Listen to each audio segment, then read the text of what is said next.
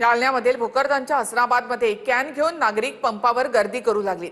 परभणीच्या वसमत रोडवरील पेट्रोल पंपावर देखील वाहनांच्या लांबच लांब रांगा दिसतायत। नंदुरबारमध्ये अनेक पंपांवर नो स्टॉकचे बोर्ड लागले, तर तिथे करमाळा शहरातील पेट्रोल पंपावर ड्रम घेऊन लोकांची गर्दी झाली आहे। भोकरदन तालुक्यामधल्या हसनाबादमध्ये पेट्रोल पंपावर पेट्रोल डिझेल भरण्यासाठी 1 ते 1.5 किलोमीटर पर्यंत रांगा लागल्या। डिझेल घेण्यासाठी शेतकऱ्यांनी कॅन घेऊन पेट्रोल पंप गाठलाय। सध्या खरीप हंगामाच्या मशागतीचा काळ असून इंधन मिळत नसल्यामुळे शेतकरी बांधव संकटात सापडले।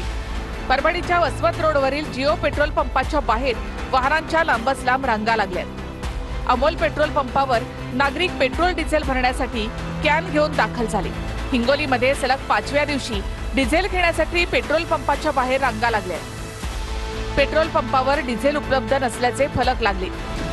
जळगाव शहरामध्ये पेट्रोल पंपावर सलग दुसऱ्या दिवशी डिझेलसाठी वाहनधारकांच्या लांबच लांब रांगा लागल्यात।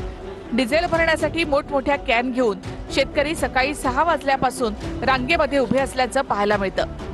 धरणगाव तालुक्यातील एक लग्न गावातील पेट्रोल पंपावर पहाटेपासून नागरिकांच्या आणि वाहनधारकांच्या रांगा लागल्यात। डिझेल घेण्यासाठी एकीकडे कॅन घेऊन नागरिक रांगेत आहेत, तर दुसरीकडे 4 चाकी वाहनं, जेसीबी आणि ट्रॅक्टरच्या मोठ्या रांगा लागल्या आहेत। जळगावच्या नशिराबाद इथे पेट्रोल पंपावर पेट्रोल डिझेल घेण्यासाठी नागरिकांची मोठी झुंबड उडाली आहे।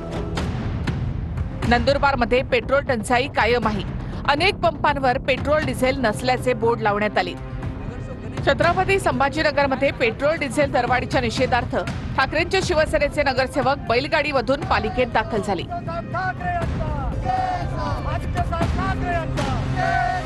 महापालिकेच्या गेटवर पोलिसांनी बैलगाडी अडवल्यामुळे नगरसेवक आणि पोलिसांमध्ये शाब्दिक बाचाबाची झाली। तिथे छत्रपती संभाजीनगर जिल्हाधिकारी कार्यालयावर शरद पवारांच्या राष्ट्रवादीनं आंदोलन केलं। गळ्यामध्ये कांद्याच्या माळा घालून आंदोलक जिल्हाधिकारी कार्यालयावर पोहोचले होते। पेट्रोल डिझेल मिळत नसल्यामुळे शेतीची कामं खोळंबल्याचा आरोप पवारांच्या राष्ट्रवादीच्या पदाधिकाऱ्यांनी यावेळी केला।